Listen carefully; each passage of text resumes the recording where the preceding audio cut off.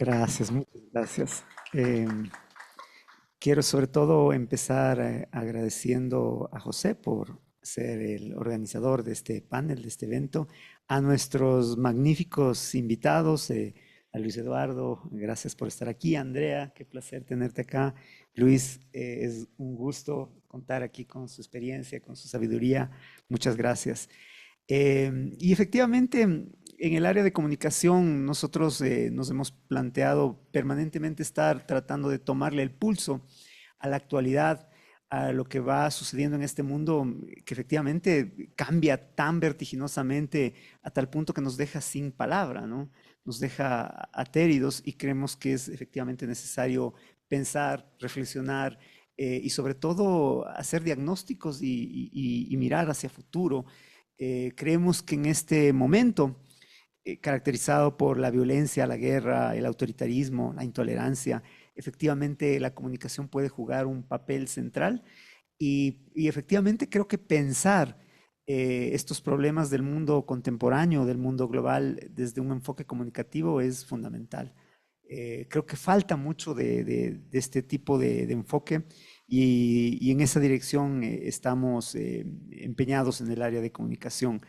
El área de comunicación es un área comprometida con los problemas del país, de la región, del mundo, y efectivamente nos interesa muchísimo trabajar temas que tienen que ver con política, con tecnologías, con temas de diversidades, de género, con temas de comunicación organizacional y estratégica.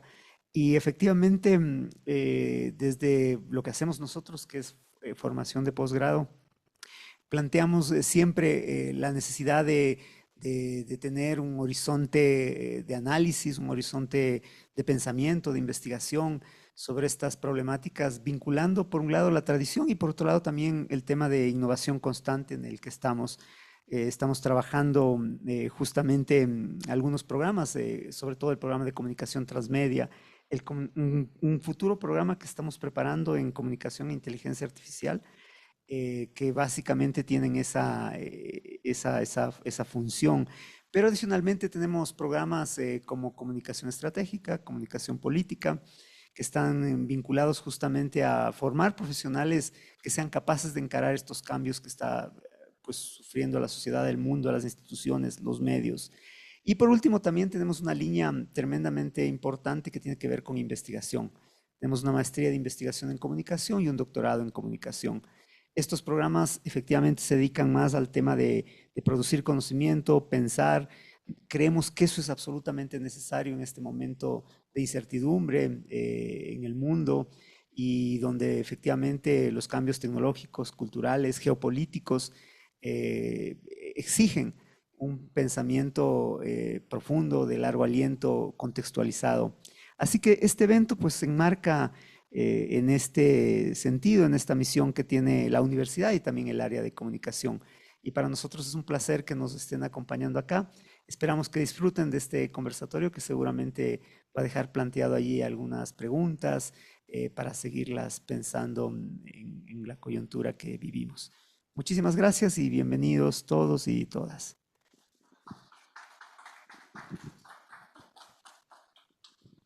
Voy a presentar a cada uno de nuestros panelistas. Andrea Bernal, dedicada o especializada en temas de periodismo de investigación, cobertura política regional, es experta en el manejo de la información en tiempo real y en la dinámica de las narrativas mediáticas latinoamericanas. Fue una de las figuras principales de la cadena internacional NTN 24 en Colombia y hoy nos visita frecuentemente también en la pantalla de Teleamazonas. Luis Eduardo Inciarte, periodista venezolano y académico, actualmente es doctorando en comunicación en la Universidad Andina Simón Bolívar en Ecuador y amplia experiencia en el ejercicio periodístico en Venezuela, lo que le otorga una visión directa sobre el ecosistema de medios, censura y resistencia informativa en dicho país. Y también Luis Gallegos Chiriboga, quien es diplomático de carrera y ex canciller de la República del Ecuador. Tuve que cortar bastante la hoja de vida porque estaba complicado. No, por experiencia. Geopolítica, relaciones internacionales, derecho internacional y su enfoque se centra en la resolución de conflictos, la diplomacia estratégica y el rol de los estados en el sistema global. Con estos invitados de lujo, vamos a proceder. La dinámica va a ser rondas de preguntas. En este caso, van a ser preguntas de profundidad el primer bloque y en el segundo tendremos una especie de ping-pong con pregunta-respuesta con los distintos panelistas. La primera pregunta es, Luis Fernando, empezamos contigo. Desde la academia hablamos del silenciamiento editorial como un concepto técnico, pero en la práctica esto es como apagar la luz de una habitación para que nadie vea lo que ocurre dentro. Basado en tu experiencia con Venezuela, ¿cómo se siente y cómo se opera ese apagón tecnológico cuando se bloquea Internet o se caen las redes justo en la captura política o en una captura política? ¿Es solo una falla técnica o es una herramienta para que la realidad deje de existir para el ciudadano común? Muchas gracias, profe, y saludo a todo el equipo del panel que está hoy acá, ¿no? Decía usted al principio que han pasado algunos días para analizar esto, pero pienso que desde la academia es verdad que siempre es importante dar varios pasos atrás para analizar un panorama general, ¿no? Tal vez el día 4, inmediatamente después que pasó toda esta situación, habría sido muy difícil analizar qué pasó, mientras que ahora tenemos otros actores, tenemos otros elementos, tenemos un panorama muy general y me parece que es propicio que en esta fecha podamos sentarnos a conversar de esto, ¿no? Hablamos de apagón y es una de las principales dinámicas de lo que ha sucedido en Venezuela a nivel comunicacional. Freedom House señala que el año pasado existe un nivel importante de censura y lo que es peor aún, la autocensura. Cuando sucede la intervención, como me gustaría yo hacerme referencia a este panorama, yo estaba en Venezuela, era el día que regresaba al Ecuador, y era súper interesante lo que pasaba a nivel académico. Natalia Aruguete lo señala como el Network Activity Frame, es decir, sucedía todo porque la misma comunidad digital lo relataba a través de TikTok. A eso de las 2:30 de la mañana que todos nos enteramos, creo que toda Venezuela empezó a despertarse con llamadas de gente desde España, desde Italia, de Estados Unidos, diciendo lo que nos pasaba. No podíamos tener acceso a Twitter, por ejemplo, porque Twitter estaba bloqueado, está censurado desde hace unos 2 años aproximadamente. Entonces, toda esta realidad del apagón informativo era una situación que yo veía con muchísimo interés porque lo que sucedía era un periodismo ciudadano. Veíamos videos a nivel de TikTok, los medios internacionales, que eran los únicos que señalaban y que reaccionaban a esto, eran con videos que salían a partir de la red social de TikTok y de los directos que se veían en ese momento. A nivel oficial no existía ninguna comunicación. El canal del Estado, que es BTV, que es la hegemonía del poder comunicativo comunicacional en Venezuela, señaló hora y media después lo que sucedía, con un comunicado bastante escueto, ¿no? Pero lo hacía desde una perspectiva donde el silencio era peor de lo que podíamos imaginar en ese instante, porque los videos que veíamos no era o no resultaba la realidad de lo que realmente estaba sucediendo. Entonces esa incertidumbre a nivel comunicativo nos generaba un silencio comunicacional que era peor aún de la censura o autocensura que vivíamos, ¿no? Quisiera tal vez dejar eso como parte del inicio. Muchísimas gracias, Luis Eduardo. Realmente ahí tenemos academia y contexto venezolano, que es el eje de análisis que te ha correspondido. Vamos a ir con Andrea Bernal y vamos a hablar acerca de periodismo de primera línea. Andrea, tú que has estado en el centro de la noticia, donde las historias realmente compiten por la atención. En la teoría de comunicación nosotros decimos que los medios deciden qué es importante y qué no. En el caso de la crisis Venezuela-Estados Unidos, ¿cómo se elige una etiqueta que ponemos a la intervención o como la llamamos? Porque para algunos medios la narrativa se enfoca en una amenaza y para otros en cambio en una ayuda. Y cómo esta simple elección de palabras cambia por completo la película de lo que la gente ve en su casa o a través de las redes sociales.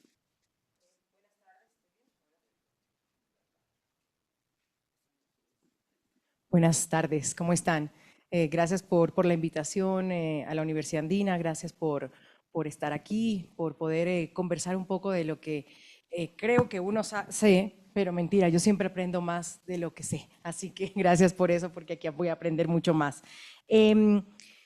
Empezaría por una cuestión que toda disputa internacional o toda crisis internacional hoy por hoy, ¿con qué comienza? Con un titular en redes sociales. Y cuando José me pregunta por los medios, ya a veces yo me quedo corta porque digo, ¿cuáles medios? ¿Qué medios?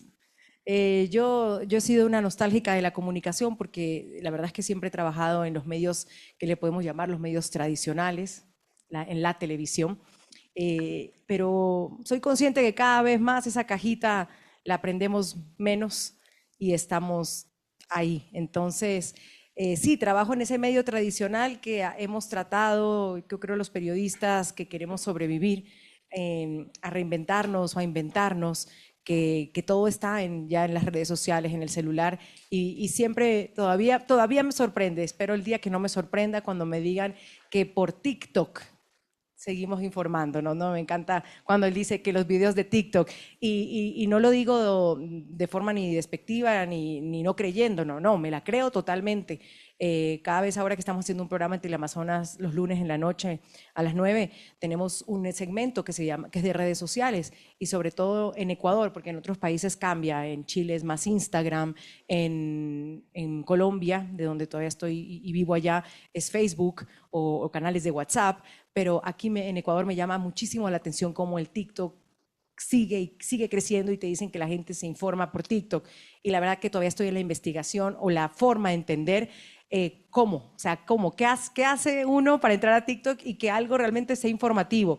No lo estoy juzgando, estoy tratando de aprenderlo, además porque mi algoritmo es muy extraño, porque como mi hijo consume mi TikTok, entonces imagínense el algoritmo que yo tengo, ¿no? Gaming, skater, Brawl Stars, entonces no me funciona tanto el algoritmo en TikTok, pero es muy interesante cómo nos estamos primero informando, y creo que esa es la partida. El Reuters Institute, el informe de Reuters de todos los años, el de este año, yo lo animo siempre a leer, seamos docentes, diplomáticos, políticos, comunicadores, es porque nos pone una palestra de dónde nos estamos informando, o sea, dónde el mundo, y sobre todo América Latina, está recibiendo información.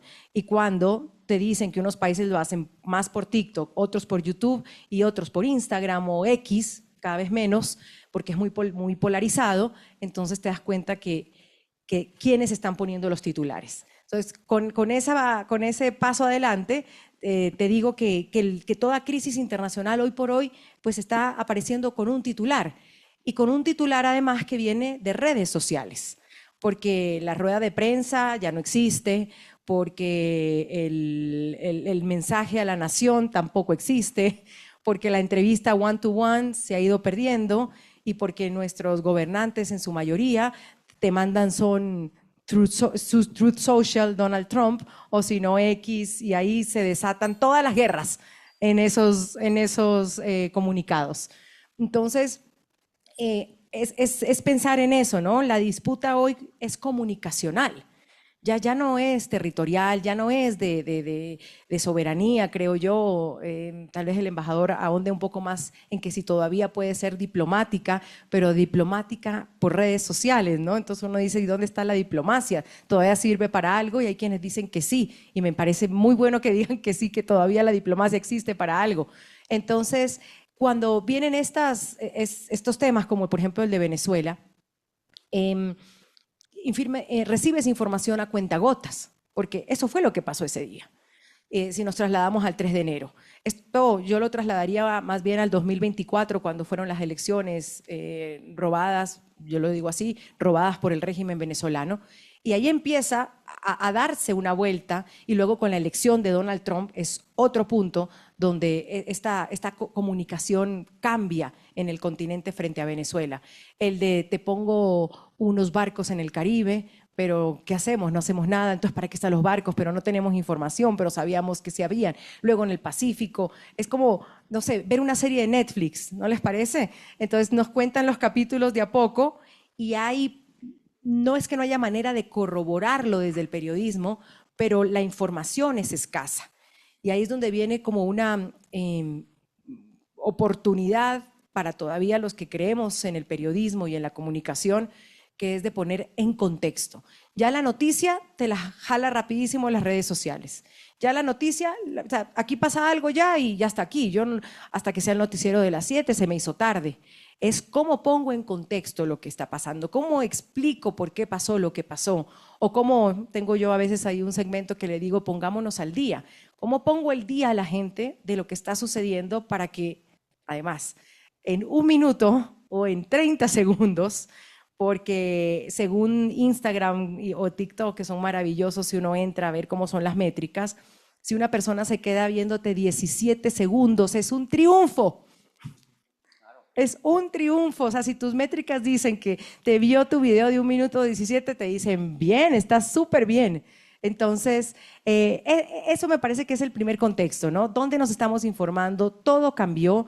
Los titulares están ahí, los gobernantes son los que nos están poniendo los titulares.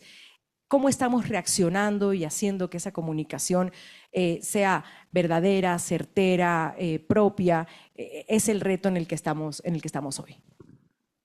Muy buenos argumentos realmente y claro, desde la parte vivencial del periodismo, estimada Andrea.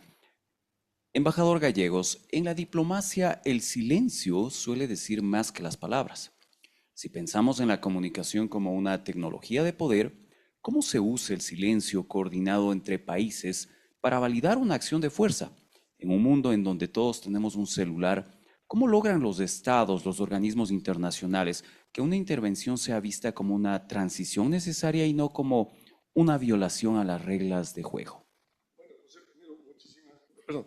José, primero, mil gracias por la invitación y más para compartir con José Luis y Andrea y con Cristian.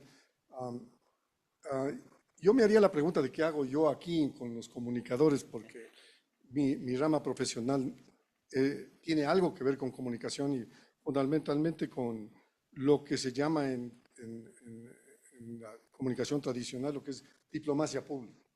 Entendiendo por diplomacia pública, para ser muy crudo, el uso de los medios para fines políticos o para fines de política externa.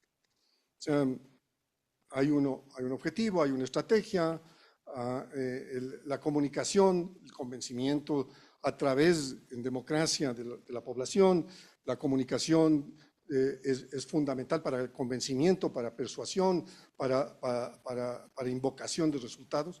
En unas ocasiones, como tú dices, para que haya una reacción o para que haya una acción, y en otros para que no haya una reacción. Y por lo tanto, ese silencio tiene que ver con la medida. El mundo ha cambiado, indudablemente, como decía Andrea, esto es un nuevo mundo de la posverdad, en donde el dominio de los medios internacionales de comunicación están en plataformas que son propiedad transnacional. Y por lo tanto, no es que estás en control de un periódico local o de una radio, de una televisión o una radio, que era el tema tradicional. Estás invocado en un mundo en donde la noticia, y me vuelvo a Andrea, el problema de Venezuela lo conocimos a primeras horas del día 3, y la primera información que tuvimos es la rueda de prensa del presidente Trump en Mar del Lago, explicándonos cuáles iban a ser las condiciones de esta operación. Y que Delcy Rodríguez iba a continuar, que no iba a haber una transformación democrática, que el problema era el petróleo. Y hoy en la mañana el secretario de Energía americano, en abrazos y besos con Chevron, discutía si el campo que estaban manejando iba de 300,000 barriles a 3 millones de barriles, una barbaridad. El eje que tú preguntas es extremadamente importante porque estamos en una guerra híbrida. Yo la califico así, en un nuevo orden internacional, que yo soy un comprometido y he trabajado mi vida en crear un ordenamiento jurídico, legal, del orden internacional, que hoy está fracturado por la presencia de Estados Unidos y de otros, en el margen de esto, en donde el uso de la fuerza, la amenaza del uso de la fuerza, y no solamente estoy hablando de la fuerza militar, sino de las tarifas o la invocación, es parte de un juego en donde el resto de la comunidad internacional está más en plano de sobrevivir al tema. En ello entra la comunicación instantánea. ¿Cómo mides la verdad o la posverdad? ¿Cuál es la realidad? ¿Cuáles son las intencionalidades del juego? ¿Cuál es el eje del tweet o que va a dirigir este tema, o de Truth Social? Porque el manejo de la comunicación es instantánea y está dividido en segmentos. está dividido en segmentos. Entonces, ¿cuál es tu objetivo en esta comunicación global? No estamos hablando de parcialidad, estamos hablando de una comunicación global que fundamentalmente cuando hablas de Twitter o cuando hablas de Facebook o hablas de cualquiera de los... son dueños de las plataformas de transnacionales, ¿cierto? Y entonces cuando justamente el TikTok es el motivo de comunicación y de discusión geopolítica, porque ¿quién es dueño de TikTok? Los chinos, que van a manejarlo a través del Partido Comunista Chino y por lo tanto tiene que tener una empresa americana que garantice las virtudes de ¿qué? Entonces, ya les vendieron los chinos, la empresa china a los Estados Unidos, entonces se legitimó un poco el tema porque tiene 180 millones de gente que le sigue en Estados Unidos. Yo veo que es una avalancha de información, una avalancha de información que es muy difícil analizar en el contexto de la verificación de la verdad. Y por lo tanto, un esquema de reacción que provoca una reacción de ciertos grupos a una y otra verdad, y ahora con inteligencia artificial, la verdad es que no sabes cuál es cuál. Y te pueden decir, y a mí me ha pasado, porque al ser entrevistado me pueden cambiar todo lo que dije y provocar un incidente, no solo a mí, sino al... Yo creo que es importante que estemos claros que estamos viviendo en una etapa extremadamente compleja donde la comunicación es una parte esencial, pero en el fondo hay un problema geopolítico global que va a cambiar las dimensiones de las interrelaciones nacionales y societarias del mundo. Excelente su respuesta, embajador. Vamos entonces ahora a la segunda fase. Tenemos 4 fases de este evento. Y en la segunda el formato es preguntas cortas de respuesta rápida, máximo 1 minuto medio, porque la idea es debatir sobre ciertos puntos. Y ahora vamos a hablar o abordar el tema del silencio informativo.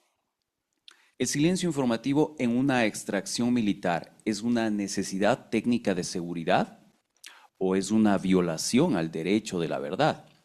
Va a responder en primera instancia Luis Fernando y luego le responde Luis Gallegos. Luis Eduardo, Sí. mil disculpas. Va a corregir, pero prefiero responder la pregunta que para mí es más importante, sí. Sí, justamente yo pienso que esto fue una operación de sentido. Y cuando hablo de sentido me refiero al poder.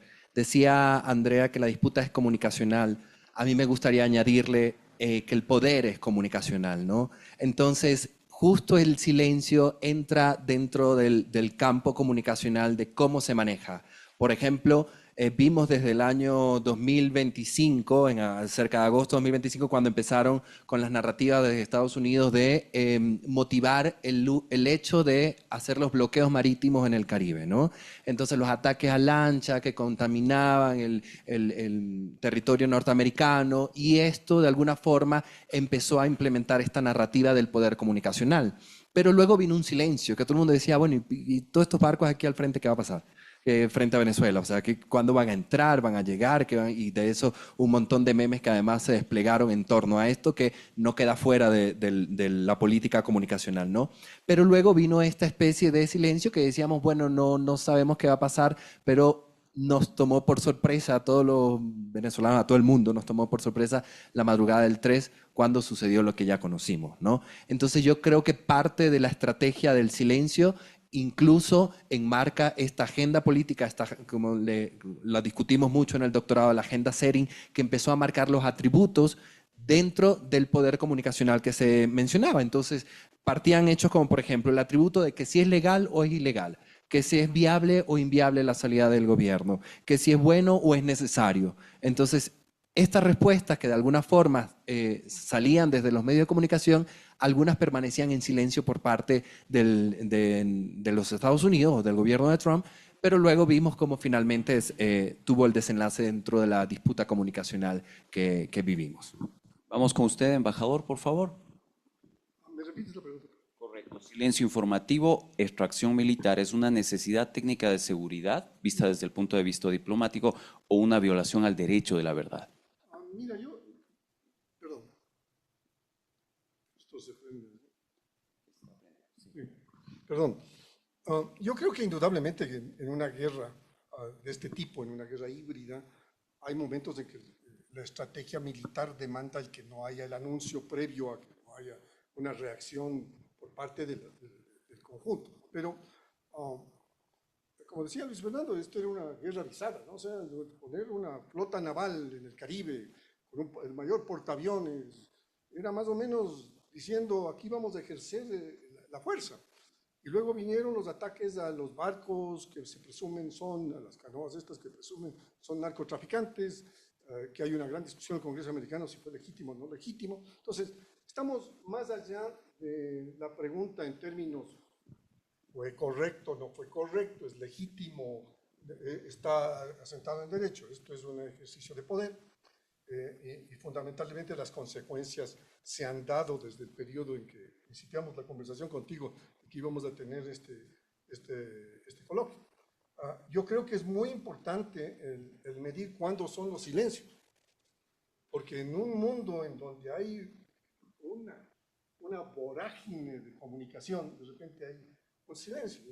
Los silencios se manejan en contextos, pero lo que sí es claro es que esto es planificado, esto no es una iniciativa momentánea. Esto está dentro de la doctrina de seguridad nacional americana, publicada en noviembre. Esto está dentro de la estrategia de defensa nacional que acaba de sacar el Departamento de Defensa. Esto está claramente definido, de la doctrina Don Roe, del control del hemisferio, de la regionalización del mundo. Entonces, no nos debe llevar a sorpresa que ciertas acciones tácticas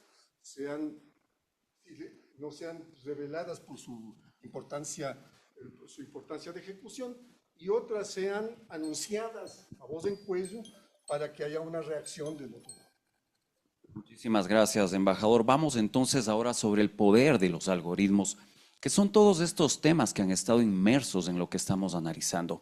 En una crisis, ¿quién tiene hoy más poder para fijar la agenda?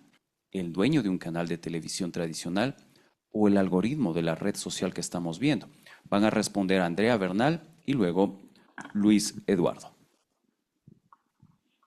Creo que hoy por hoy, esa es una gran pregunta. Ninguno de los dos. Los que nos están gobernando, y puedo hablar, por ejemplo, por el gobierno de Gustavo Petro, del que vengo y he estado estos 4 años siguiéndole como la pista y ahorita estamos a prontas elecciones en Colombia, que la gente con la que uno habla en Colombia, que no le gusta a Gustavo Petro, dice que es que todo el tiempo los medios hablan de Gustavo Petro, ¿no? Que entonces todos les hacemos la seguidilla y todos hablamos de él. Y entonces, claro, te pones a pensar, ¿y no será que él es el que pone la agenda y nosotros somos la que la seguimos? O sea, el que pone la agenda no son los medios en este caso, sino que él pone su agenda. Es tremendamente exitoso. Ahí sí, como digo siempre yo, gústenos o nos guste, gústenos o no nos guste, estemos de acuerdo con él o no, es tremendamente exitoso en su narrativa, en su forma de comunicar, que a veces parece realmente que no dijera nada, pero cuando dice algo, que los tweets que parece que estuviera tomado, que estuviera borracho, que no estuvo en la fiesta, todo lo que se dice, ustedes saben de Gustavo Petro, pero al final él pone la agenda, él pone la narrativa de lo que se quiere que se hable al otro día sobre él. ¿Y no pone la agenda reforzando esto con el algoritmo? Es decir… sin duda alguna, porque los bots, ¿no? Los bots que tienen todos los gobiernos, que entonces ay, no, ahora que los bots y los trolls, eso ha sido de siempre, las campañas políticas, los gobiernos tienen, eso no es ni malo ni es bueno, es. Entonces, te diría que ninguno de los dos, o sea, ya tanto eso hablar de que los dueños de los medios de comunicación, sí, sin duda siguen siendo un empresariado fuerte, un grupo fuerte, pero pienso que las narrativas incluso vienen de los mismos gobernantes que son estratégicos al momento de comunicar. Perfecto, vamos contigo, Luis Eduardo.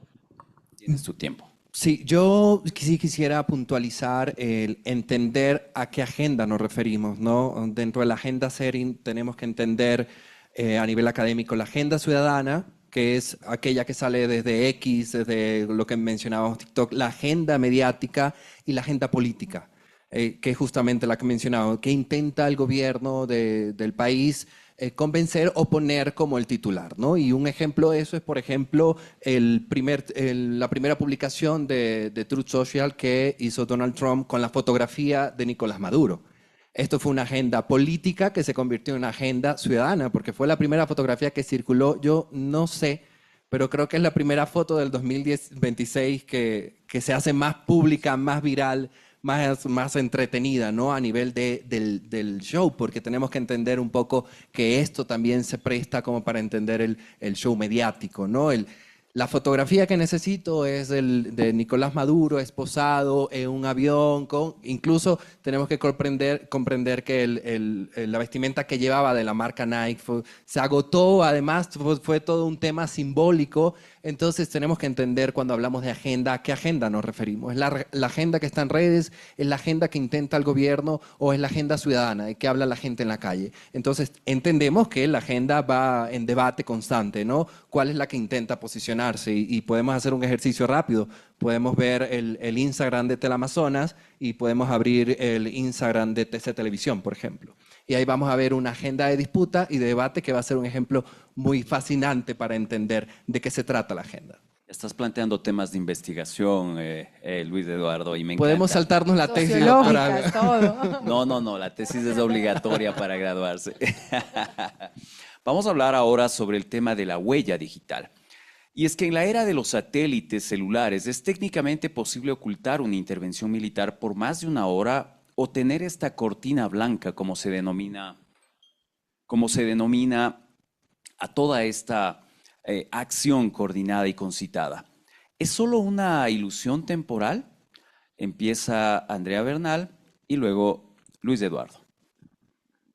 La huella digital, ¿te refieres a lo que queda marcado en las redes sociales, cuando le dicen para un tweet siempre hay otro? Exactamente, por ahí va. Exacto, ¿verdad? Correcto. El que nadie se salva de las redes sociales, nadie, no a menos que queda- sea tan pilas que tenga que cerrar la cuenta, ¿no?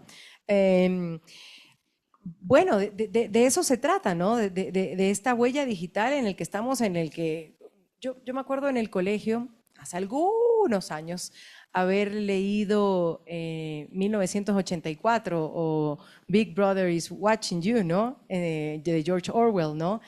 Y yo era fascinada, tenía 17 años y no podía creer este libro que estaba leyendo, de que nos miraban, que nos seguían, ¿no? El libro te decía que en el cuarto había una cámara y había alguien que hablaba y yo, de verdad, yo iba a mi casa y le decía a mi papá, no sabes el libro que estoy leyendo, el de Aldous Huxley también, bueno, estos dos sobre todo, que claro, era como la dictadura, ¿no? ¿Qué se te venía a la mente? La dictadura, poco quizás la cubana, la que tenías como a la mano, de cuidar, de que te cuidaban, de que no podías salir a la calle, de que no podías pensar diferente, de que no podías conversar con el otro ni decirle, oye, imagínate, me gusta más esto que lo otro, porque te miraban. Y bueno, no pasaron muchos años que estamos así, porque esto hasta nos escucha. O sea, les juro, hay un momento en que mi hijo tal cosa me dice, oye mamá, y el helado de no sé qué, bueno, vamos a tal parte. Y entonces yo empiezo y yo, helados, helados, helados, y yo, Dios mío, ¿nos escuchó? O sea, no vale que uno ponga algo que quiere o quiere hacer y el teléfono empieza a lanzarte. Entonces, Big Brother is watching you, ¿no? Aquí nos ven todo lo que hacemos o lo que dejamos de hacer y es nuestra huella digital. Ahora, es un poco, vengo yo a decir también, te lo decía hace un poco atrás, es la responsabilidad digital que tenemos. Y ahí tal vez la quiero dejar.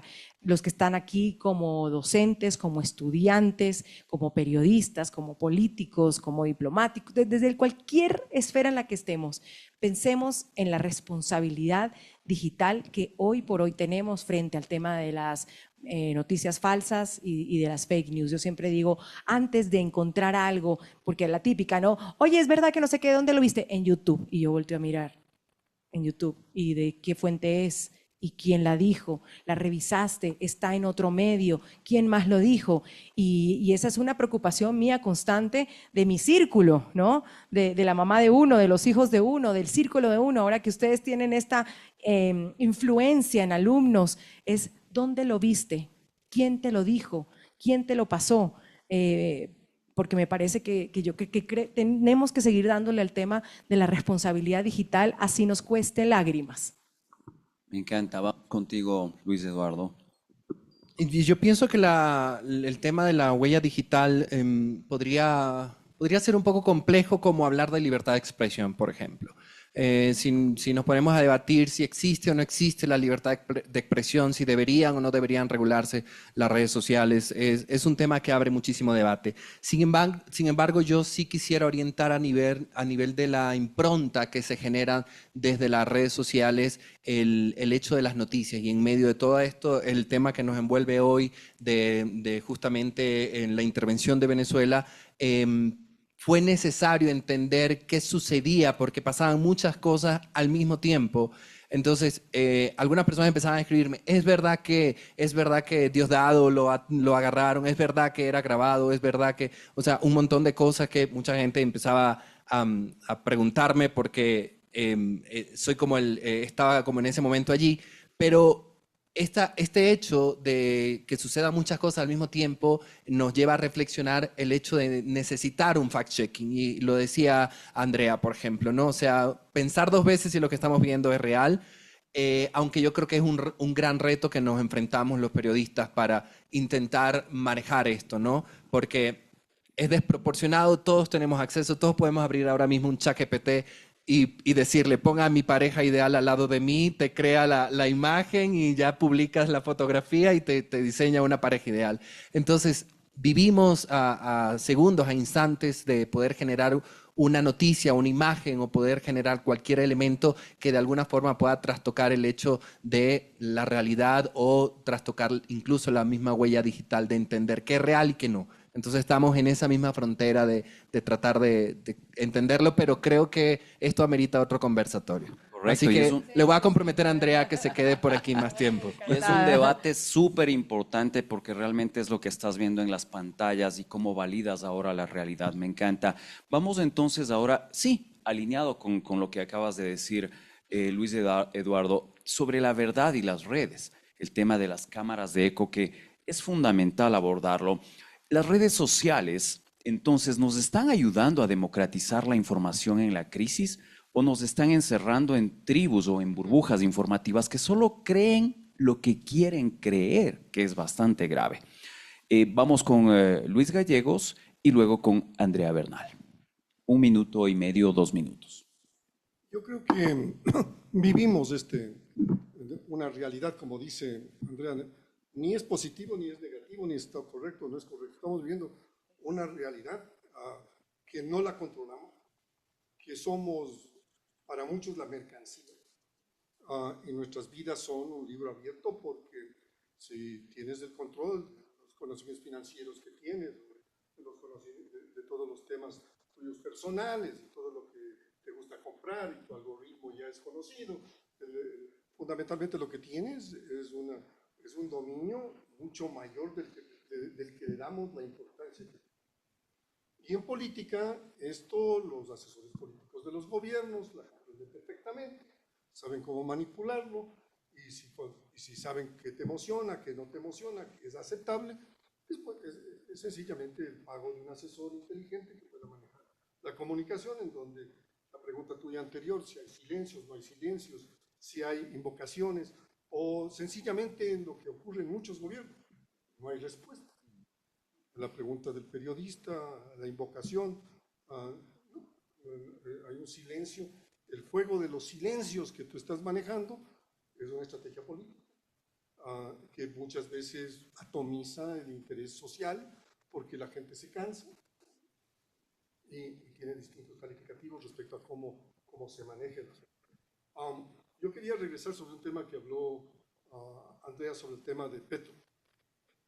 En una reunión que yo tuve en Nueva York hace muchos años, cuando Trump estaba en la primera presidencia, los comunicadores decían, el comunicador por excelencia es Trump. Él marca la agenda. Miren bien qué es lo que está diciendo, porque para el efecto electoral va a cumplir lo que dice. Y eso es un tema muy importante de comprender, que estamos en una vertiente internacional de comunicación en donde los ejes del poder vienen y nosotros internacionalizamos las variables externas a lo interno y eso se asimila y tiene una reacción que es prácticamente una reacción posterior.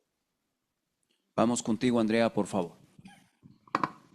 Pues siempre he querido pensar que esto, las redes sociales democratizaron la información y creo que sí.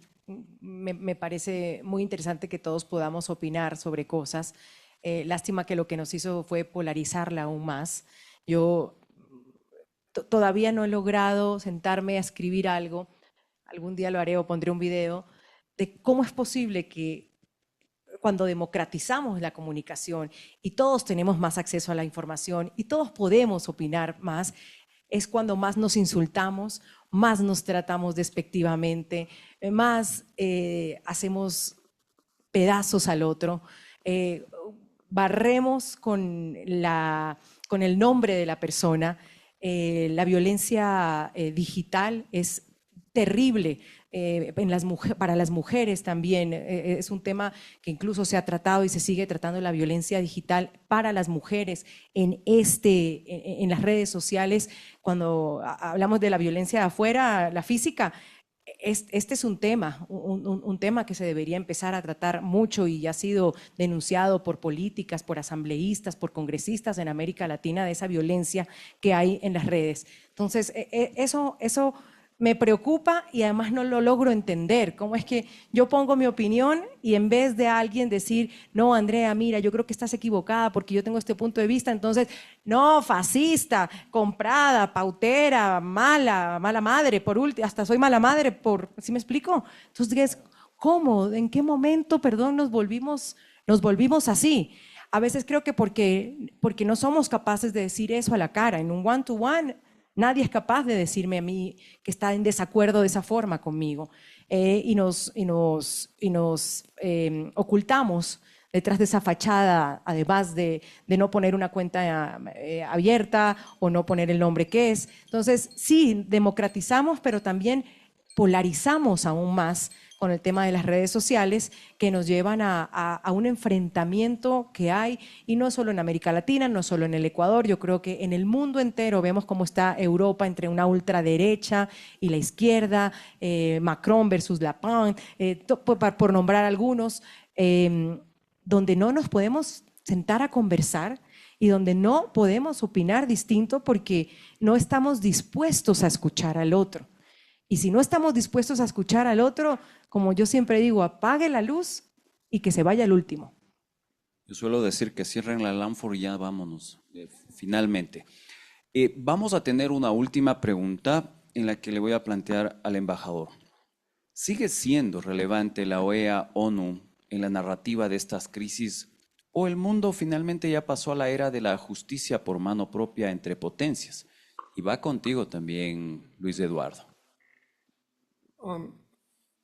Mira, yo puedo aducir que por experiencia esto no es nuevo. O sea, cada vez que viene un gobierno republicano, el Partido Republicano, siempre Estados Unidos ha abandonado el Consejo de Derechos Humanos, ha depredado la UNESCO, porque la UNESCO es el centro de la libertad de expresión, esto no se puede dar. El tema hoy es un poco más, ¿no? Entonces, ayer ya anunciaron que sí van a pagar a Naciones Unidas, porque ya se dan cuenta, van a salir de 66 organismos, y que la Organización Mundial de la Salud, después de la pandemia, Estados Unidos no quiere tener nada que ver porque no hay la pandemia, o porque no hay las vacunas, o porque ahora estamos en esta nueva doctrina de salud. Esto ha pasado antes. Cada vez que Naciones Unidas, que además está neutralizada por las mismas potencias, o sea, entre el jueguito entre Estados Unidos, China y Rusia y el veto, y ellos mismos han neutralizado toda solución pacífica que pueda haber en Gaza, veta a los americanos. toda solución pacífica puede haber otro, vetan los otros. Entonces, el problema es que este mecanismo que se creó para preservar la paz ha entrado en una crisis de eficiencia por ellos mismos. Entonces, ¿qué sacas de esto? El predominio del poder. Ahora estamos con una regionalización global. Estados Unidos ha señalado que América, incluyendo Groenlandia, es su patio, sus recursos son propios. Y esto no lo estoy diciendo yo como...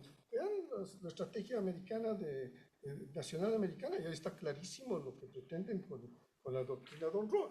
Entonces, ¿qué va a ocurrir? Va a haber una regionalización del grupo que está en la alianza con los chinos o con los rusos o con los otros, o las potencias intermedias, como decía el primer ministro de Canadá, que requieren tener una estrategia de confrontación. Entonces, vamos a ver una regionalización en donde la provocación de las tarifas ha llevado a un tipo de extorsión económica y que por lo tanto trae un nuevo elemento de ejercicio del poder.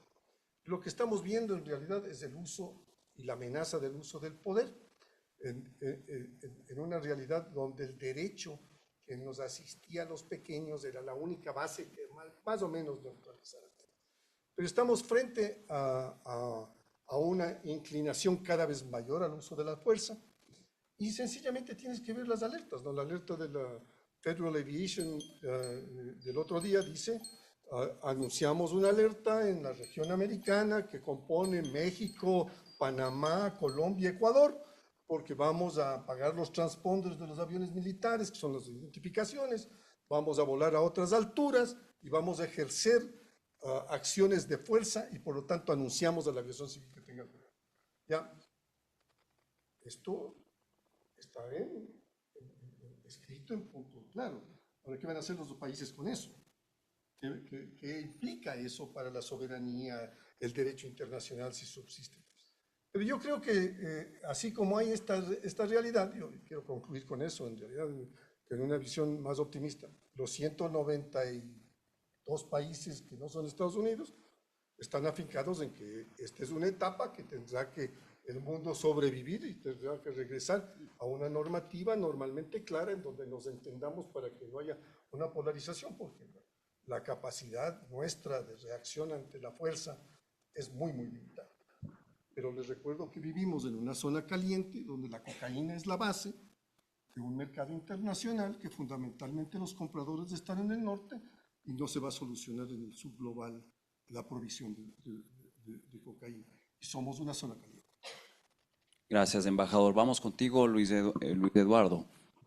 Yo pienso que estamos en las puertas de una nueva colonización, ¿no? Y lo digo con mucha conciencia, sobre todo pensando por la situación Rusia, Ucrania, ahora Estados Unidos, Venezuela.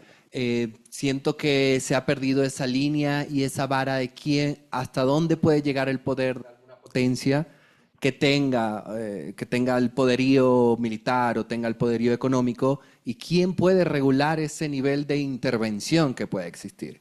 Si bien en Venezuela no se ve como una guerra, como desafortunadamente pasa en Rusia y Ucrania, existe una guerra discursiva de control y de manipulación, de intervención a distancia, pero existe. Y es lo que genera esa mayor preocupación. No respondo con exactitud la pregunta porque genera más inquietudes que respuestas, al menos a mí, pero es un tema para pensar en el que estamos en una nueva colonización, ¿no? Desde un punto de vista de la geopolítica actual. Vamos a entrar a nuestro tercer bloque. Son preguntas puntuales para los panelistas y luego pasaremos a las preguntas del público. Si quieren plantearlas, las pueden escribir, por favor, y Mónica nos va a ayudar a recoger los papeles para validarlas. Vamos entonces a arrancar esta última ronda con Andrea. Si el poder puede crear esta cortina blanca, esto que obviamente nubló la comunicación en ese periodo específico de tiempo, y los ciudadanos además solo ven lo que el algoritmo les permite en sus cámaras de eco, ¿sigue siendo el periodismo este watchdog, este perro guardián del que hablábamos de la democracia, o simplemente se ha convertido en un espectador más de la realidad, en un curador más de la realidad, ya masticada además por la inteligencia de datos y la artificial, además del poder militar? Quiero creer que no. Quiero creer que todavía valemos algo, que podemos seguir haciendo algo desde ese, además, periodismo nostálgico que siempre hablo yo, de las salas de redacción, de los debates en esas salas de redacción de por qué si salía un tema o por qué no otro, de con qué íbamos a abrir un noticiero, por más críticas que sé que existen frente a tal canal o al otro medio, es que este es de derecha, es que este es de izquierda, cada vez menos, a veces creo que hay que salir del closet en los medios de comunicación y decir cuáles son sus posiciones, como lo ha hecho el Washington Post o el New York Times en su momento, de escribir y decir por qué apoyan a Hillary Clinton o por qué apoyan a tal candidato. Hay unos que todavía le tienen miedo a eso, porque ahí está también una diversidad de posiciones y de saber quién está con la democracia y quién no. Es una pena, por ejemplo, lo que ha pasado con el Washington Post en estos últimos días. Su eslogan era defender la democracia de la tiniebla y ha acabado con un tercio de su sala de redacción en menos de 15 días. Ha dejado a todos sus reporteros de guerra botados porque, chao, no hay más trabajo. El Martin Barron, su director por mucho tiempo, ha dicho que se vienen las horas más oscuras para el periodismo y eso lo estamos escuchando hace ya muchos años, las horas más oscuras. Entonces pensaban que la televisión se iba a acabar, que los medios se iban a acabar. Hoy hay una venta dura que me pega a mí como periodista nostálgica y de años, que es la del diario El Universo en Ecuador, 100 años sirviéndole a este país. No sabemos todavía quién es la línea editorial, cuál será la línea editorial, no sabemos qué hay detrás, sabemos que es un conglomerado en la Florida con un argentino que hizo política en la época de Menem, muy cercano a Milei hoy, pero no sabemos qué más hay detrás. Siempre dicen, ¿no?, que la línea editorial se mantendrá. Bueno, ¿quién está detrás? ¿Quién ha comprado estos medios? Y no solo en Ecuador, sino pasa en América Latina, con el Washington Post, que es como ponerle una cruz al periodismo. Entonces quiero pensar que todavía podemos hacer algo. Quiero pensar que a veces también hay momentos en que uno quiere dejar los guantes porque cada vez es más difícil, cada vez hay más amenazas, hay una hipersensibilidad de nuestros gobernantes a escuchar críticas, a la pregunta que no les gusta, y ya no es como era antes, que alguien, no importa por más duro que fuera, se sentaba uno a uno y te decía. Bueno, yo voy a contar una anécdota. Yo al embajador Gallegos lo cubrí una vez en Washington e hice una nota que realmente creo que él no estaba muy contento con la nota que yo le había hecho. Y no sé si se acuerdan, lo hablamos después en Nueva York, y era del CIADI. ¿Se acuerda usted de una cuestión entre el gobierno de Ecuador y una empresa que es en el CIADI? Y él me puso su punto de vista. Yo ya había hecho mi nota, pero siempre con esta altura de entender, de explicar por qué uno piensa distinto que el otro. Hoy no hay forma ni siquiera de repreguntarle a nadie. Hoy no hay forma de hablar con nadie a veces. Entonces, quiero pensar que sí, que todavía tenemos un rol y que podemos seguir inspirando a otros, pero sí también soy muy, muy directa y muy honesta. Cada vez creo que es mucho más complejo y más difícil hacerlo. Cada vez más difícil la profesión. Luis Fernando, en parte de tu análisis propusiste el tema de vulnerabilidad, encuadres, y si el poder ya descubrió que no necesita mentirnos, sino solo silenciar o encerrarnos en estas burbujas digitales, ¿tiene el ciudadano alguna herramienta técnica real para recuperar la soberanía de su propia interpretación de la realidad? ¿O estamos condenados a vivir en la verdad que el algoritmo elige para nosotros? Yo creo que la realidad en el Ecuador, bueno, soy venezolano, también soy ecuatoriano, entonces no me gusta dejar por fuera entender cuál es la situación del periodismo en el Ecuador.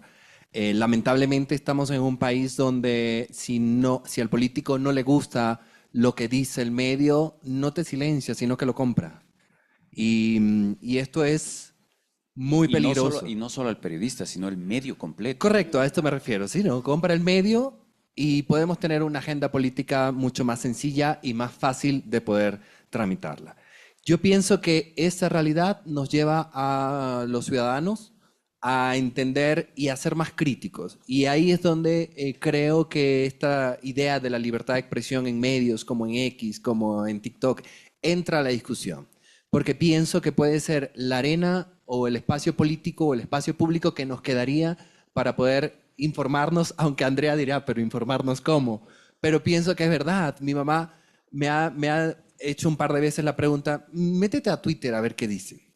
Entonces, ahí es que nos toca ser críticos, ¿no? A ver, ¿cuál es la fuente? ¿A qué cuenta debería empezar a leer? ¿Voy a la cuenta del gobernante o voy a la cuenta del actor o voy a la cuenta del alcalde a ver qué dice? Rastreemos y comparemos si esto es real. Veamos cuándo lo publicó, qué día, si lo editó, veamos la edición anterior. Ahí es donde está nuestro trabajo de ser más crítico, porque si nos quedamos sin fuentes para poder informarnos de forma plural, entonces la idea es empezar a ser más crítico con la información que nosotros consumimos. Perfecto. Solo puedo sumar una cosa muy Claro, claro. cortita a eso, pensando en, claro, ahora hace un rato pensábamos en los grandes medios, ¿no? Como el gran conglomerado, por nombrar el Universo o el Washington Post. Hay muchos grandes periodistas de este periodismo nostálgico que se han salido de sus medios de comunicación porque ya se acabó el tiempo, porque nos jubilaron, porque está pasando, porque nos están jubilando, porque el medio quebró, porque el medio lo compraron, porque tuvieron que cerrar y se reinventaron. Ahora, vivir de eso, vivir de acá es muy complejo, pero es muy interesante ver esos pasos, por ejemplo, el que ha dado, insisto, te guste o no, un señor como Jorge Ramos, haciendo su propio podcast, yendo al lugar de la noticia, él en sus redes, alguien como Patricia Yaniot, en sus redes, ya no está en ningún medio de comunicación grande. Christiane Amanpour, por ejemplo, una de las mejores para mí entrevistadoras del mundo, sigue en CNN Internacional, pero tiene un podcast con su esposo, que fue ex subsecretario de Estado. Entonces, esas son unas fuentes válidas que terminan siendo y están aquí, pero fueron de este periodismo que todavía lucha por la libertad de expresión y por decir la verdad que para algunos puede ser sí o no, pero al menos es una fuente confiable de información. No digo que hay que creerles, sino escucharlas, a ver si estás de acuerdo o no con esa fuente. Otras miradas y otras visiones, qué importante tenerlas. Embajador, complementando la pregunta, o más bien su intervención anterior, le tengo una que realmente resulta complementaria y es que estamos asistiendo al nacimiento de un nuevo orden mundial, en donde tecnología y fuerza bruta reemplazan definitivamente al derecho internacional. Este es el fin de la diplomacia tal y como la conocemos. ¿Qué tenemos que esperar, embajador? ¿O dejamos que fluya esta realidad? Perdón, mira, yo no creo que la interacción que se llame diplomacia vaya a terminar, que fundamentalmente es una ejecución de interacciones estatales y no estatales. El problema que tenemos ahora es que ha evolucionado el tema de los medios, y repitiéndome lo que acaban de decir, los medios eran el baluarte de la libertad de información que apuntalaba la democracia. Toda democracia tenía que tener libertad de expresión, fuentes verificables. Hoy estamos en la era de la posverdad, de la manipulación política, de la polarización, inducida, no inducida, creada o no generada, con cortinas de humo, cortinas blancas o lo que tú quieras, con la mercantilización de la política en términos de uso, ¿ya? En donde todo es transaccional y por lo tanto no está sustentado en principios éticos o morales. Además hay una doctrina de dominio en donde unos son los subsirvientes y otros son los dominantes. Y por eso yo coincido con tu apreciación de la colonización como elemento fundamental. Es un sistema de dominio, pero lo que está imperando en este momento es el imperio del miedo, es el imperio de la autocensura, porque el costo personal, individual, puede ser mucho mayor. Desaparecidos los estamentos que fundamentan la democracia, ¿es viable la democracia? ¿No? Estamos viviendo una era de antidemocracia y manipulación electoral en el mundo. No me refiero a la casuística local, sino al mundo entero. Y yo creo que esta confrontación, como diría Yuval Hariri, es Es una confrontación de nuevo cuño en donde no entendemos exactamente el uso del algoritmo, el control de las emociones, políticas y no políticas, y cómo podemos utilizar. Yo sí creo que la diplomacia subsistirá mientras haya dos seres humanos que se hablen y busquen la solución de un problema.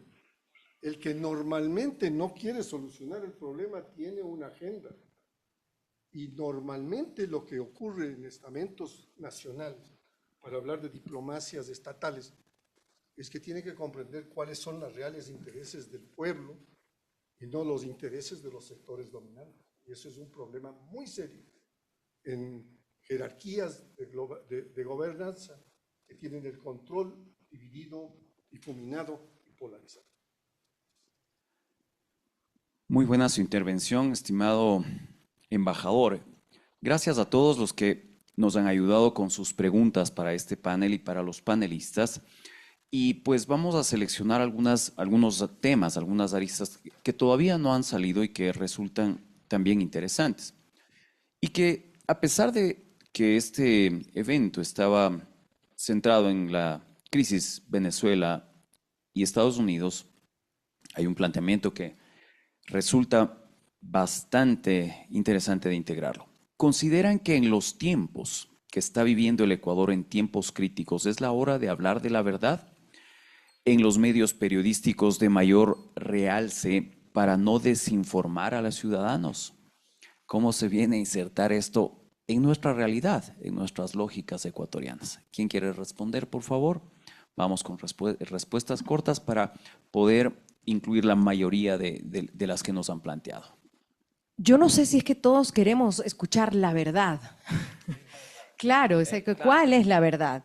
La búsqueda del periodismo desde siempre fue la búsqueda de la verdad, y yo sí estoy de acuerdo en que tal vez sí hay una. ¿Cuál es? La de los facts, la de chequear la información, la de ir y contrastar esa información. Si me dijeron algo del señor Gallegos, pues voy y lo busco a él. No es que pongo y luego entonces el señor dice que yo nunca lo llamé. Lógicamente, pues entonces no hice mi trabajo. Entonces, ¿dónde está el chequeo de? Entonces, yo creo que los que somos responsables y sin poca humildad, me meto ahí, en los que somos responsables de la información que manejamos, de cómo la decimos, estamos continuamente buscando la verdad. Ahora, quizás esa verdad no le gusta al público. Quizás esa verdad no le gusta porque entonces no la comparten, porque ideológicamente no comparte conmigo la ideología, que además creo que ese es otro tema, pero las ideologías también nos están rompiendo en términos de juntarnos, en términos de poder trabajar juntos. Quizás valoro muchísimo lo que pasó en Davos, y yo estuve en Panamá en el marco de la Conferencia Económica de CAF, de América Latina, que hubo 7 presidentes, un presidente electo y 7 presidentes que pensaban distinto, que ideológicamente no estaban iguales, y valoré mucho que se tomaran una foto. Y ustedes dirán, pero una foto es una tontería. En un momento como este no es ninguna tontería tomarse fotos. Incluso 2 presidentes que comercialmente están, que no sé, ni se hablan, pero estaba en la foto, uno en la esquina, otro en la otra. Pero estaba Lula con Kast, con el presidente electo de Chile, teniendo una reunión. Y ahí coincidieron todos en que las ideologías están partiéndonos cuando podemos ser un continente que muchos admirarían y nos tomarían muy en serio si en realidad pudiéramos empezar a trabajar juntos con temas, sobre todo en temas, por ejemplo, de seguridad que ponían sobre la mesa. Así que, volviendo quizás a tu pregunta, ¿cuál es la verdad? Puede ser la mía, la tuya. La cuestión es que entonces escuchemos muchas verdades para no quedarnos en nuestra burbuja y seguir siendo responsables con la información que estamos manejando. Mi mensaje que siempre llevo cuando me invitan a esto, o hablar con estudiantes o profesores o donde sea, es abrir nuestra mente a escuchar a otras personas, y sobre todo a las que piensan distinto, sin ponerle el color, sin ponerle la nacionalidad, sin ponerle la ideología. Es que ya empiezan, es que es muy progre, es que es muy woke, es que es muy de derecha. Entonces, ¿a qué queremos? Entonces, para eso me siento yo en el espejo y empiezo a hablarme a mí. ¿De qué sirve eso? ¿De qué sirve?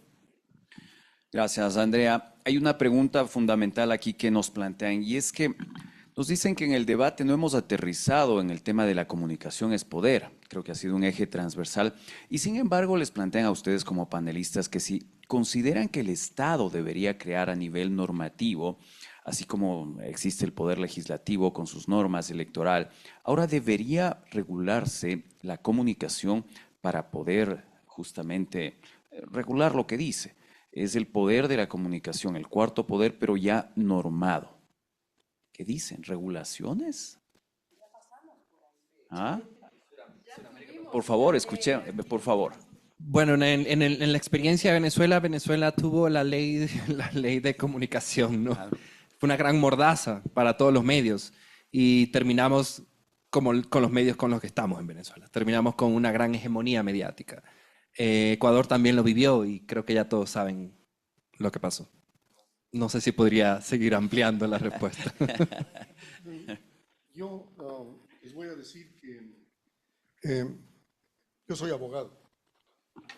Me ha tocado redactar leyes, manejar convenciones internacionales. Yo creo que cuando se redacta la ley ya está superada por la realidad. Las regulaciones no sirven en un momento en donde tienes una dinámica tecnológica tan grande que el día de hoy aparecen 1000 apps que han cambiado la realidad. Yo sigo creyendo que la información es poder. Y la información es poder no solo visto desde el poder gubernamental, que es a la larga un elemento del sistema de gobernanza. No, yo hablo del poder fáctico real, de los grupos de poder dominantes, que no son los elegidos, que son los que manejan en realidad la economía global, que manejan la industria de las armas, que manejan el tema.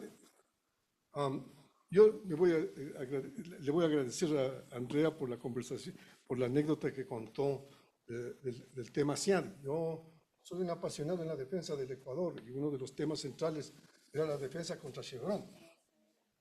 La defensa contra Chevron nos ha llevado 30 años a los ecuatorianos hasta la última sentencia de 200 millones. Pero cada vez que yo veo que los americanos y Chevron están con Venezuela, me cuestiono si esto es una realidad que podía haber ocurrido hace 30 o 40 días, en donde Chávez solía decir que el embajador de Venezuela en Washington era Chevron. Por lo tanto, Venezuela es dueña de 14.000 estaciones de gasolina en Estados Unidos. Tiene 7 refinerías en el Golfo. Esto es un tema de una hegemonía enorme.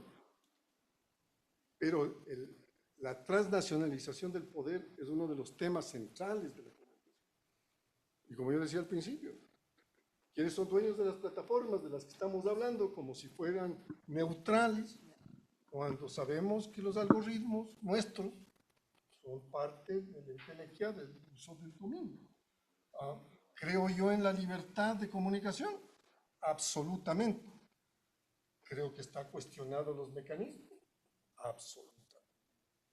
Y que hemos trascendido una era a otra, que la prensa escrita, la prensa televisada, la radio, irán feneciendo para unos grupos y los algoritmos saldrán en otros, pero veremos también una evolución distinta en el tema. ¿Quién es dueño del Washington Post? Amazon. Entonces, cuando tú hablas del tema de dominio, hablas de un contexto mucho más grande. Y la pregunta que debemos hacernos los ecuatorianos o ciudadanos de países como el Ecuador es: en este concurso de poderes mundial, ¿estamos verdaderamente representando nuestros intereses como pueblo o cuáles son? ¿Tenemos conciencia de cuáles son nuestros reales intereses para defenderlos? ¿O hemos dejado eso de lado para tener la cautela de no entrar en una confrontación? Vamos a dar lectura a una última pregunta en la que plantean cómo puede interpretarse estas acciones de Estados Unidos hacia Venezuela. Ellos plantean que podría ser una estrategia comunicacional para mantener y reforzar su influencia en América Latina. Si me permiten, eso ya lo estamos viendo, ¿no? Yo creo que a mí me gusta poner como ejemplos y Trump, aunque no me guste llamarlo así, está siendo como el papá de la casa, ¿no? Cuando uno de los hijos se le va por el mal camino, lo dice, ven un ratito acá, con el de la oreja, y lo sienta. Entonces todo el mundo decía, pero ¿cómo? Por ejemplo, no invitó a Daniel Noboa primero a la Casa Blanca, pues porque tenía que poner en línea al hijo que estaba por el mal camino, según Donald Trump, ¿no? Entonces invita a Petro, lo sienta en la mesa, en el lado diplomático quizás el embajador sabe más que se habla ahí, pero ahí esa es la foto, todo lo que viene antes es lo que se prepara realmente, esa es la foto. ¿Qué hay detrás? No sabemos bien en qué quedaron. Al otro día van y bombardean el ELN en Colombia, cuando hacía 4 años no había un solo bombardeo al grupo del ELN, ¿no? Veamos qué tanto apoyo le empieza a quitar realmente su candidato de izquierda, que es Iván Cepeda, que es el hombre duro de Gustavo Petro. Por ponerles 2 ejemplos que creo que por ahí podría haber ido la conversación entre Petro y Donald Trump. Ahora, lo que estamos viendo, que no lo hemos hablado todavía, pero también lo lanzo aquí para que no nos deje sorprendidos, es el tema de Cuba, ¿no? Ahí vamos, apretamos, ya no tengo aviones, ya no tengo, gasolina, ya se hizo el comunicado, ni vengan, ni aparezcan por aquí porque no hay gasolina, no hay electricidad, y es un apretón que parece que va más allá de lo que ya sabemos que se ha apretado a Cuba, ¿no? Entonces, la pregunta es, ¿será este señor el que logre sentar nuevamente a Díaz-Canel? Y luego yo creo que van por Nicaragua, y así va apretando las tuercas de la región. Para algunos estará bien, y yo realmente tal vez quizás no lo veo tan mal si es en contra de unas dictaduras, pero luego son las puertas que se abren, ¿no?, para el resto de nuestra región. La reunión del 7 de marzo, donde ha llamado el presidente Trump a 6 presidentes de América Latina a Mar-a-Lago, no es menor, porque es que no es que van a tomar café. ¿Cuál es el tema? China.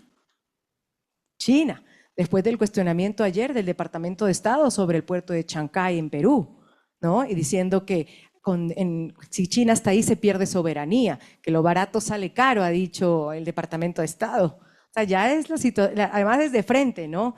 Las cuentas de la Casa Blanca y del Departamento de Estado parecen memes a veces. Yo creo que el embajador cuando ve esas cuentas se debe caer de espalda de la diplomacia, ya eso ya no existe en esas cuentas de X. Pero entonces creo que no es novedad. A mí me parece que lo que va haciendo es como una planadora, ¿no? Voy pasando por aquí y voy poniendo orden, según él, y para otros tal vez desorden. Parece mentira, pero es anécdota, más o menos así sería. Embajador, vamos con usted. Yo coincido con Andrea. Como yo les decía hace un momento, no todo está escrito. Lean la estrategia nacional de Estados Unidos y van a ver que esto, el control de los minerales, el control de las fuentes que son nuestras, este tipo de aseveración. El primer tema es control de fronteras, segundo, migrantes, tercero, cocaína. Yo, para responderle a la pregunta de Andrea, yo creo que el caso Petro es un caso excepcional de diplomacia clásica, porque Petro va con su cuadernito, ¿no? Y le dice, este es el mapa. Dice, aquí está. Y nuestra presión está acá. Y acá está el puerto tal. ¿No? Y tú le ves a una reacción para la derecha colombiana debe haber sido un baño de agua fría, primero que les reciba, y segundo que salgan de ñaños, y tercero que salgan todavía en el tema. 60 países se reunieron en Washington para ver cómo soluciona el problema de los minerales raros que requieren para la inteligencia artificial, para las armas, para todo lo demás. 60 países, hay 193. Y el que domina el mercado de tierras raras es China. Están compensando el tema. Tú mira otra diplomacia tradicional, porque mira bien lo del Perú. Perú inaugura un puerto un megapuerto en Chancay, pero autoriza una base naval americana. Es el primer país que tiene un embajador americano designado. La mayoría del mundo no tiene embajadores americanos designados. Rubio está yendo a Perú en estos días. El problema de cómo se maneja el Perú es diplomacia tradicional, lobbies en Washington. Washington se maneja por lobbies, hay que saber manejarlo. Yo fui embajador en Washington 6 años y la estructura está dada para que un país tenga las capacidades de incidir si tiene la voluntad de hacerlo. Pero si conoce sus intereses, si conoce cuáles son sus debilidades. Y eso es muy difícil para un país chico que mira la confrontación geopolítica en el mapa y se considera ya de sí dependiente. Porque aquí estamos hablando de una doctrina global de cómo manejarnos en una confrontación donde tenemos interés en China, importantes intereses económicos que dan cientos de miles de empleos a los ecuatorianos, cómo tenemos un mercado con Europa que nos da otros cientos de miles de empleo. ¿Vamos a escindir esas relaciones por privilegiar otras? Yo me pregunto, ¿no? Esto he dicho públicamente, así que ya está grabado, pero yo me sorprendo, ¿no? Sale Trump, que se supone es amigo, y dice en este Día de la Liberación, el Ecuador va a tener 10% de aranceles. Y principian todos a correr a Washington, a entregar 0 arancel para los vehículos, y todo demás, y nos suben a 15. ¿Y quién es el otro que tiene 15? Nicaragua. Entonces, no estamos haciendo los deberes, no hay una planificación estratégica, no sé. Y el cuarto país de comercio es Rusia, y el quinto es Colombia. Entonces, te sientas y dices, bueno, el realismo de los empresarios ecuatorianos debe ser cómo manejarse en un ambiente de este tipo, ¿no? Yo sí creo que en este momento hay que ser muy cabeza fría, muy pragmático, saber por dónde están las minas en este mar embravecido y saber navegar un país, por más chico que sea, tiene tremendas vulnerabilidades y tiene tremendos retos en lo internacional, mientras nos estamos peleando en las esquinas como guambras de barrio a trompones, entre una polarización interna que no nos permite ver al oso que está viniendo. Pero voy a decir esto, espero que esté bien grabado esto, por favor. Por favor, que lo saquen completo, embajador, pero finalmente, claro, no es solo en las esquinas, también es en las plataformas digitales, embajador, y allí también se nota esa polarización. Bueno, yo estoy utilizando el eufemismo de guambras de barrio peleando a No, sí. Sí, lo entendimos, pero lo elevé a la parte digital. Vamos a finalizar este encuentro, este panel que ha sido muy rico en aportes de quienes han participado, con una pregunta final y una respuesta corta. En un mundo donde las máquinas y el silencio pueden fabricar esta, entre comillas, verdad de una crisis en minutos, ¿quién creen ustedes que gobierna hoy la realidad? ¿El que tiene las armas? ¿El que tiene los datos? ¿El que maneja el algoritmo? ¿O el que también hace silencio? Que son temas que han ido saliendo aquí. Pregunta de examen. Yo creo que hemos tratado de contestar que el silencio es parte de la narrativa, o el uso del silencio es parte de la estrategia de comunicación. Para mí, yo tengo un especial respeto a la inteligencia artificial que viene, que no comprendemos, no entendemos, y que está siendo la que guía la economía americana, porque la burbuja financiera de Wall Street está guiada por la inteligencia artificial, no por la producción fáctica de bienes. Yo creo que lo que viene es una sustitución laboral enorme, con problemas como el envejecimiento de la población, la caída de la fertilidad, los problemas que tenemos a nivel social de la pobreza, del hambre, de la desesperación en muchos de los casos. Y yo creo que es muy importante esa reflexión que nos hagamos como seres humanos, como miembros que estamos descartando los derechos humanos, que habíamos trabajado tanto por la equidad de género, por el respeto a los discapacitados, por el respeto a los mayores, por el germen de una sociedad más equilibrada, tan diversa como la ecuatoriana, con el respeto a todos los sectores, porque vivimos en un conglomerado. Pero este racismo que me preocupa tremendamente, porque siendo abogado, yo tenía un enorme respeto por la Corte Suprema de Estados Unidos. Y la Corte Suprema de Estados Unidos autoriza a ICE, a esta milicia de la migración, a apresar a aquellos que parezcan latinos, tengan características raciales latinas, a apresar a aquellos que hablan español y a aquellos que se vistan como obreros. Entonces, yo digo, a ver, ¿dónde me equivoqué? Si eso es un estereotipo, eso está prohibido por legislación nacional e internacional. El mirarle a una persona y decir, usted es migrante ilegal porque se parece a un latino.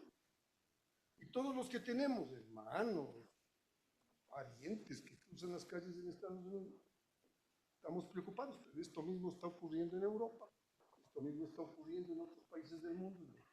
Esta convulsión de la que tú hablas, no solamente es el ejercicio del poder económico, fáctico, es también un atentado grave a la convivencia social y al respeto de los demás.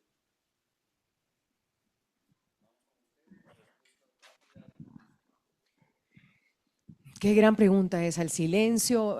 Ahora que los escuchaba y pensaba como en la reflexión del trabajo de uno, sí es un momento donde estamos llenos de información, pero al mismo tiempo no tenemos información.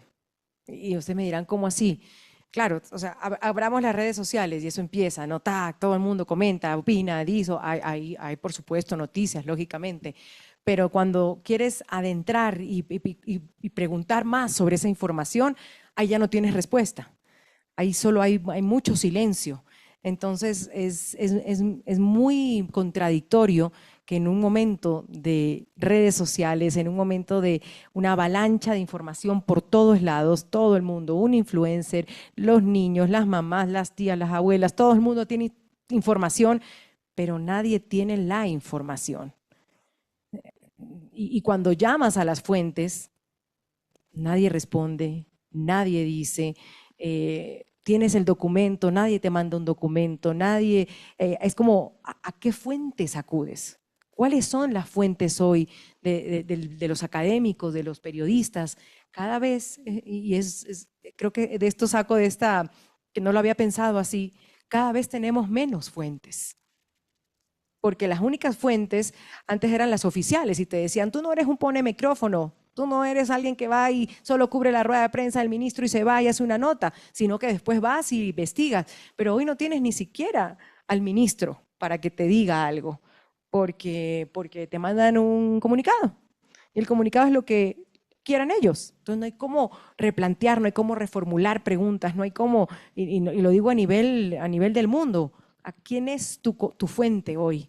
Y entonces no sabría decirte quién tiene el poder. Tal vez tiene el poder el que tiene la desinformación. El que desinforma tiene el poder hoy.